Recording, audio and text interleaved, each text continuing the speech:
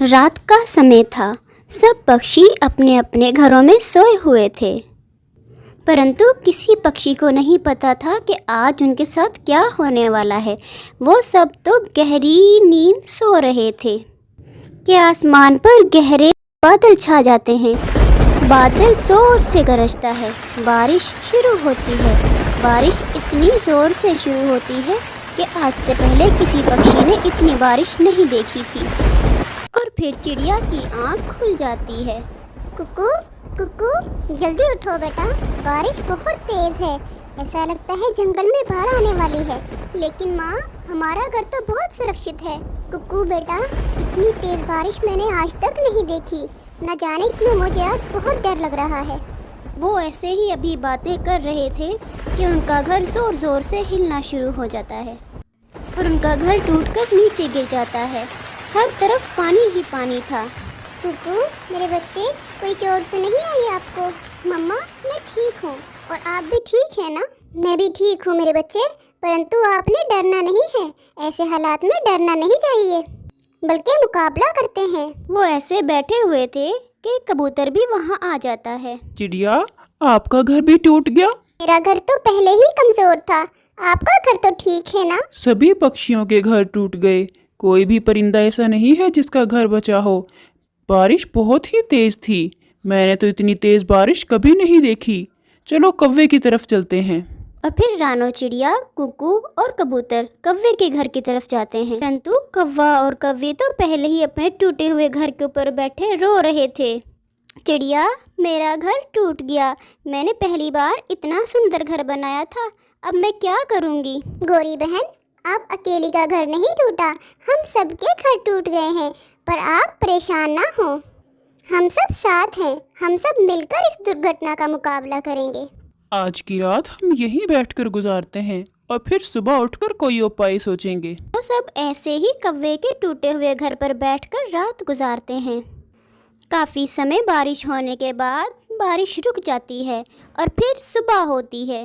بارش کے بعد ہمارا اس جنگل میں رہنا تو بہت مشکل ہے، کیونکہ یہاں تو ہر طرف باڑھ آ گئی ہے، ہر طرف پانی ہی پانی ہے۔ مجھے لگتا ہے کہ ہمیں یہاں سے کہیں اور پرواز کر لینا چاہیے۔ چڑیا، ہم پورب والے جنگل کی دشا میں چلتے ہیں، وہاں پر بہار کا موسم چل رہا ہے اور کھانے پینے کے لیے بھی بہت سی چیزیں موجود ہیں۔ ہم بھی آپ کے ساتھ ہی ہیں، کیونکہ یہاں گھر بنانے سے بہتر ہے کہ ہم بھی یہاں سے چلے ہی جائیں۔ اور پھر وہ سب دوسرے جنگل میں جانے کے لیے اڑتے ہیں۔ چڑیا کا بیٹا اڑتا تو تھا، لیکن اس نے ابھی ابھی اڑنا سیکھا تھا، اس لیے تھوڑی ہی دور جا کر وہ تھک جاتا ہے۔ مما مما، میرے پنکھوں میں بہت درد ہو رہا ہے، مجھ سے اور اڑا نہیں جا رہا۔ اور چڑیا ککو کو اپنے اوپر بٹھا لیتی ہے۔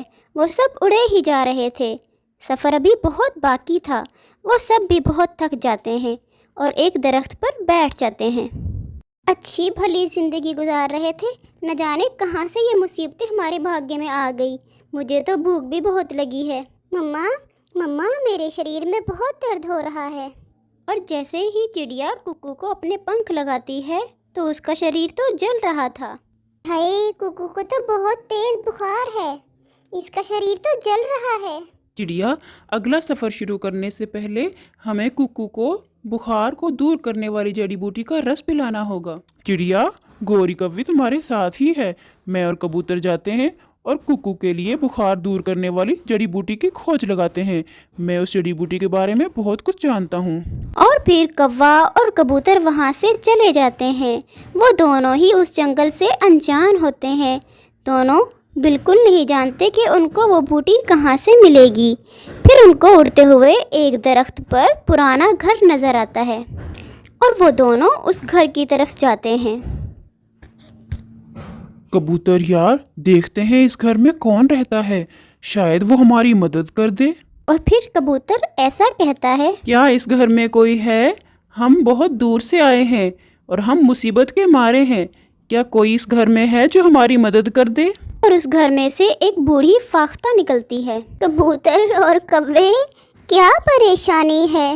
فاختہ بھی، ہمارے گھر بارش میں ٹوٹ گئے ہیں، ہم بھوکے بھی ہیں اور ہمارے ساتھ ایک چڑیا ہے جس کے بیٹے کو بہت تیز بخار ہے، ہمیں تو کچھ سمجھ نہیں آ رہا، ہم کیا کریں؟ اب تو شام بھی ہونے والی ہے، तुम लोग चाहो तो रात मेरे घर गुजार सकते हो।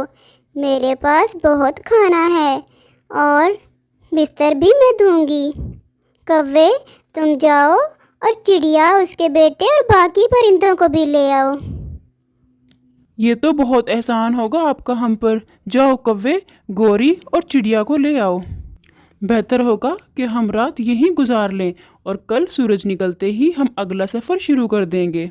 और कौवा दूसरे पक्षियों को लेने चला जाता है। कौवा जल्द ही गौरी, चिड़िया और उसके बेटे कुक्कू को लेकर फाख्ता के घर आ जाता है। आप सब इस घर में सुरक्षित हैं। ये कुछ फल हैं, ये खा लो। फाख्ता भी, मेरे बेटे को बहुत तेज बुखार है और हमें कहीं से भी बुखार को दूर करने वाली जड़ी बूटी का रस नहीं मिल रहा। इसका शरीर भी बहुत जल रहा है। फिक्र मत करो चिड़िया, मेरे पास दवा है। मैं अभी तुम्हारे इस छोटे बच्चे को दवा देती हूँ। और फिर बूढ़ी फाख्ता कुक्कू के मुंह में 2 कतरे बुखार दूर करने वाली जड़ी बूटी के रस के डाल देती है। फाख्ता भी, आप बहुत अच्छी हैं। मैं आप लोगों का दुख समझ सकती हूँ। मैंने भी ऐसे दिन देखे हैं। फाख्ता भी, आप अकेली ही रहती हैं? आप इतनी बूढ़ी हो चुकी हैं, कोई और नहीं रहता आपके साथ? बूढ़ी फाख्ता तो रोने लग जाती है। मेरा बेटा, मेरी बहू और मेरा पोता सब मार दिए जालिमों ने। उनका क्या कसूर था?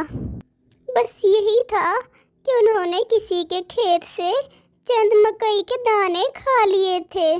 बाकी परिंदे ये सुनकर अफसुर्दा हो जाते हैं। कुक्कू का बुखार भी उतर जाता है। वो सब बैठकर फल खाते हैं और बातें करते हैं और इसी तरह बातें करते करते सो जाते हैं और सुबह हो जाती है। आप लोग चाहो तो मेरे साथ इसी घर में भी रह सकते हो। आपका बहुत बहुत धन्यवाद फाख्ता भी, लेकिन हमें पूर्व वाले जंगल में जाना है। हमने सुना है वहाँ बाहर का मौसम है। वहाँ हमारे और भी दोस्त गए हैं। जब कभी यहाँ से गुजरना तो देखते जाना। अगर मैं जिंदा हुई तो मुझसे मिल के जाना। और फिर वो सब वहाँ से चले जाते हैं। फाख्ता ने जो प्यार मोहब्बत उनको दिया था वो कभी नहीं भुला सकेंगे। और आखिरकार वो सब पूर्व वाले जंगल पहुँच जाते हैं। वहाँ तो हर तरफ पक्षियों के संगीतों की आवाज़ आ रही थी। हर तरफ फूल ही फूल थे और फल ही फल थे। हर कोई बहुत खुश था। आप सबका इस जंगल में स्वागत है। आप सब कहाँ से आए हैं? हम पहाड़ों वाले जंगल से आए हैं।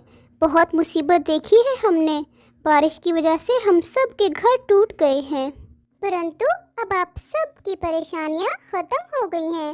वो जो सामने आपको बड़ा पेड़ नज़र आ रहा है, आप वहाँ अपना घर बना सकते हैं और यहाँ कोई चीज़ की कोई कमी नहीं है। गौरी बहन, देखा, हर अंधेरे के बाद रोशनी होती है। ऊपर वाले ने हमें देखो कितना अच्छा जंगल दिखाया है। यहाँ हमें कोई परेशानी नहीं है और हम जल्द ही अपने सारे दुख भूल जाएंगे।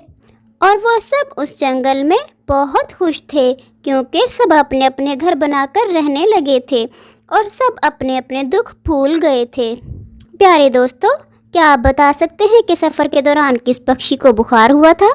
हमें आपके कमेंट का इंतज़ार रहेगा। प्यारे दोस्तों, अगर आप जानना चाहते हैं कि बूढ़ी फाख्ता बी के साथ क्या हुआ तो हमें कमेंट में यस लिखें। और अगर आपको ये कहानी अच्छी लगी है और इस तरह की और कहानियाँ देखना चाहते हैं तो हमारे चैनल को सब्सक्राइब कर लीजिए।